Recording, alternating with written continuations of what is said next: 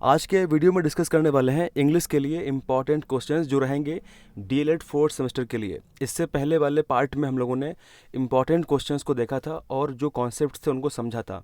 तो इस पार्ट में अत्यंत इम्पॉर्टेंट क्वेश्चंस हैं जो आपके एग्ज़ाम में डेफिनेटली आ सकते हैं, तो आप लोग ज़रूर पूरा वीडियो देखिएगा। स्टार्ट करते हैं।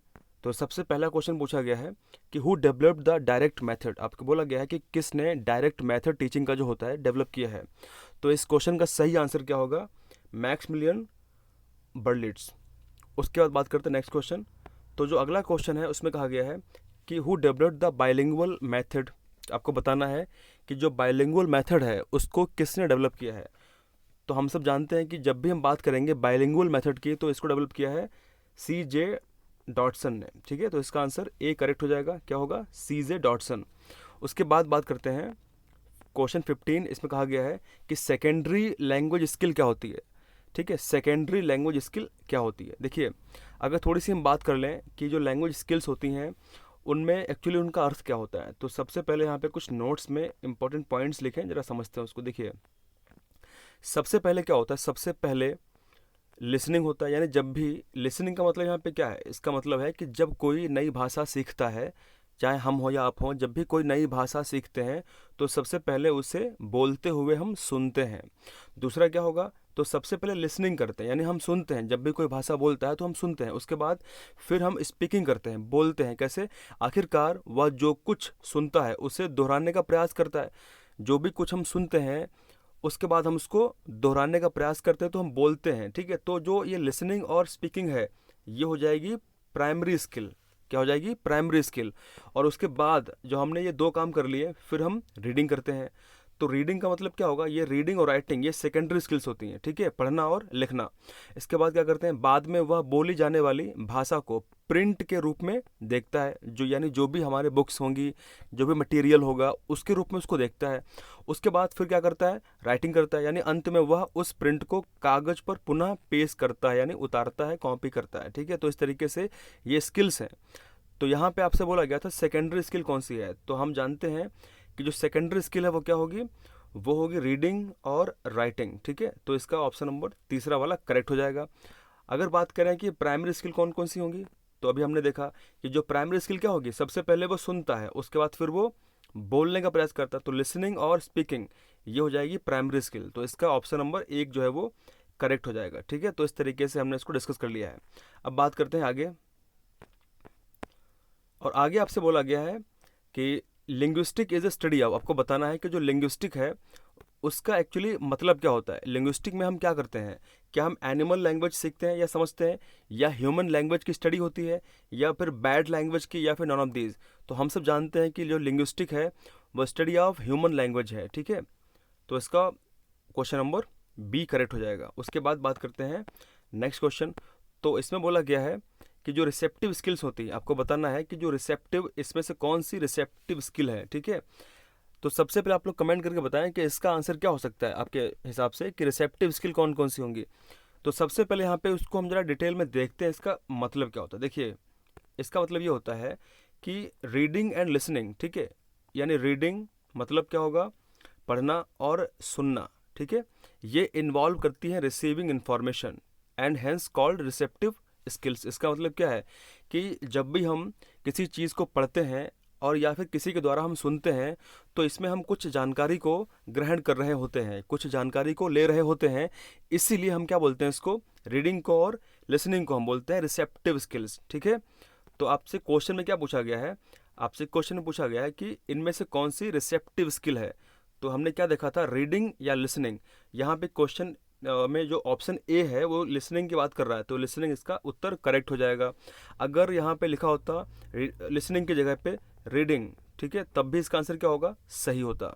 तो अभी हमने देखा कि रीडिंग और लिसनिंग क्या है? ये रिसेप्टिव स्किल्स है, क्योंकि इसमें हम कोई इन्फॉर्मेशन को सुनते हैं, ग्रहण करते हैं। ठीक है, और अगर इसकी हिंदी की बात करें तो रिसेप्टिव स्किल्स का मतलब होता है ग्रहणशील कौशल। ठीक है, अगर इसके अतिरिक्त अगर थोड़ा और देखें तो speaking and writing are known as productive skill. अगर आपसे क्वेश्चन पूछता है कि कौन कौन सी प्रोडक्टिव स्किल्स होंगी, तो speaking and writing they are called productive skills. ठीक है, इसको बोलते हैं उत्पादक कौशल, because they involve producing words, phrases, sentences and paragraphs. क्योंकि इसमें क्या एक्चुअली होता है, जो वर्ड्स होंगे, शब्द होंगे, जो फ्रेज यानी वाक्यांश होंगे, सेंटेंसेस होंगे, वाक्य होंगे, पैराग्राफ्स होंगे, ये एक्चुअली प्रोड्यूस होते हैं, ठीक है, इसीलिए इसको बोलते हैं उत्पादक, क्योंकि इनका उत्पादन होता है।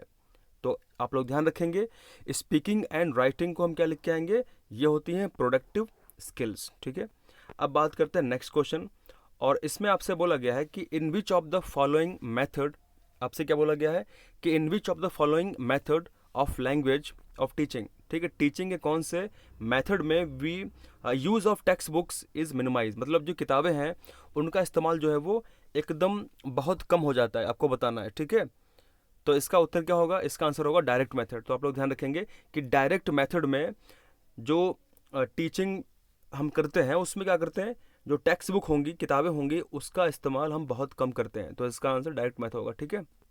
बात करते हैं नेक्स्ट क्वेश्चन की, और इस क्वेश्चन में आपसे बोला गया है कि ग्रामर ट्रांसलेशन मेथड जो है, ठीक है, आप लोग ध्यान रखेंगे कि जो ग्रामर ट्रांसलेशन मेथड है is basically use to teach, वो एक्चुअली किस चीज़ को टीच करने के लिए होता है। तो आप लोग ध्यान रखेंगे कि ग्रामर ट्रांसलेशन मेथड को बेसिकली हम यूज़ करते हैं क्लासिकल लैंग्वेज के लिए, ठीक है। तो इसका आंसर डी हो जाएगा। नाउ डिस्कस करते हैं क्वेश्चन नंबर 22। इसमें कहा गया है कि study of meaning in a language is known as, ठीक है, आपको बताना है कि जो study of meaning in a language is known as, तो हम इसको क्या कहते हैं, इसको हम बोलते हैं सीमेंटिक्स, ठीक है, आप लोग ध्यान रखेंगे। तो आप लोग ध्यान रखेंगे कि क्वेश्चन नंबर 22 का आंसर क्या होगा, सीमेंटिक्स, इसका मतलब क्या होगा, study of meaning in a language, ठीक है, इसको ध्यान रखेंगे। इसके बाद अगर हम बात करें 23 में, तो इसमें लिखा हुआ है कि a test which is administered at the end of the language is language course, ठीक है, लैंग्वेज कोर्स के बिल्कुल अंत में ऐसा कौन सा टेस्ट होता है जो एडमिनिस्टर्ड होता है या कंडक्ट करते हैं। तो यहाँ पे ऑप्शंस क्या हैं, डायग्नोस्टिक टेस्ट है, या प्लेसमेंट टेस्ट है, या अचीवमेंट टेस्ट है, या फिर मेमोरी टेस्ट है। तो यहाँ पे थोड़ा डाउट है, डाउट ये है कि कुछ बुक्स के अंदर लिखा हुआ है डायग्नोस्टिक टेस्ट और कहीं पे मेंशन हुआ है अचीवमेंट टेस्ट, ठीक है। तो हिसाब से आप लोग करके आएंगे अगर क्वेश्चन आता है। तो फिलहाल मेरे हिसाब से मैं जाऊँगा डायग्नोस्टिक टेस्ट के ऊपर, ठीक है। बात करते हैं नेक्स्ट क्वेश्चन, और क्वेश्चन 24 में लिखा हुआ है कि जो इंटरेक्टिव लिसनिंग है, आपको बताना है कि जो इंटरेक्टिव लिसनिंग है वो बेसिकली क्या होता है। तो इंटरेक्टिव लिसनिंग का मतलब होता है लिसनिंग एंड रिस्पॉन्डिंग। तो इसका ऑप्शन नंबर ए करेक्ट हो जाएगा, ठीक है। जब भी हम बात करेंगे इंटरेक्टिव लिसनिंग की तो लिसनिंग एंड रिस्पॉन्डिंग होता है, इसको आप लोग सही करके आएंगे।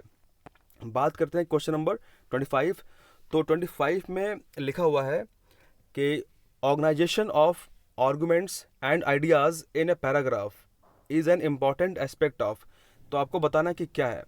तो अगर जब भी क्वेश्चन पूछे कि organisation of arguments and ideas in a paragraph is an important aspect of writing essays, ठीक है, तो इसका आंसर क्या होगा, ऑप्शन नंबर ए करेक्ट हो जाएगा, राइटिंग एसेज। अब थोड़ी डिस्कस कर लेते हैं 26 में क्वेश्चन में क्या लिखा हुआ है। तो इसमें लिखा हुआ है कि a test of listening comprehensions is a test of, आपको बताना है कि ऐसा कौन सा टेस्ट होता है, ठीक है, जो लिसनिंग कॉम्प्रिहेंशंस के लिए होता है। तो उसको क्या कहते हैं, उसको बोलते हैं रिसेप्टिव स्किल, ठीक है। A test of listening comprehension is a test of receptive skills. तो बेसिकली वो रिसेप्टिव स्किल्स यानी ग्रहणशील कौशल का टेस्ट होता है। बात करते हैं क्वेश्चन नंबर 27 की, और इसमें आपसे पूछा गया है कि फॉर टीचिंग, आपको बताना है फॉर टीचिंग ग्रामर, ठीक है, ग्रामर को टीच करने के लिए the best grammar that a teacher can use is, आपको बताना है। तो इसका मतलब क्या है कि जब भी हम ग्रामर को टीच करते हैं तो best grammar that a teacher can use, तो सिंपल सी बात है पेडागोजिक ग्रामर होगी, ठीक है, क्योंकि पेडागोजिक ग्रामर में ही हम सीखते हैं कि किस तरीके से सिखाया जाता है, किस तरीके से टीच किया जाता है। और हम जानते हैं कि यूपी टेट सी टेट में ये प्रत्येक विषय के लिए अलग से आपको सब्जेक्ट पढ़ना पड़ता है, हालांकि प्रत्येक विषय में अलॉन्ग वो दिया जाता है। तो इसका आंसर होगा ऑप्शन नंबर सी, ठीक है।